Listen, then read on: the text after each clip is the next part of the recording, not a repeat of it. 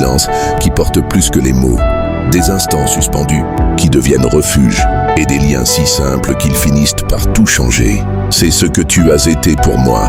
Pas une rencontre grandiose, ni un coup de théâtre. Juste une présence douce et naturelle, arrivée sans prévenir, au détour d'un groupe de TD, d'un devoir qu'on partage à la dernière minute, d'un « ça va » glissé entre deux salles bondées. Mais petit à petit, tu es devenu ce repère discret. La présence qui rassure, l'écoute qui ne juge pas, le regard qui comprend. Je t'ai vu avancer avec calme, accueillir chaque jour sans te plaindre, offrir ton attention sans jamais en réclamer.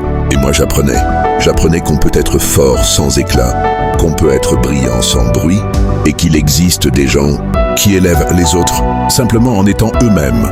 Tu n'as jamais cherché à dominer l'espace, et pourtant tu le rendais plus beau. Aujourd'hui, alors que cette page se tourne, je ne voulais pas partir sans t'écrire.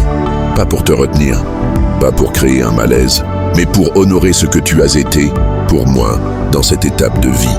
Ce message, ce n'est ni une déclaration, ni un adieu. C'est une trace de gratitude.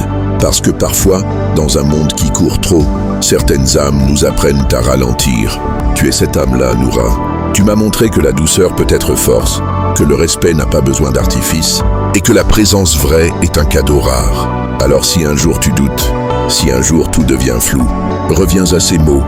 Reviens ici. Relis ces lignes comme on relit un souvenir précieux. Car ce que tu as été ici restera avec moi, même quand les murs auront changé.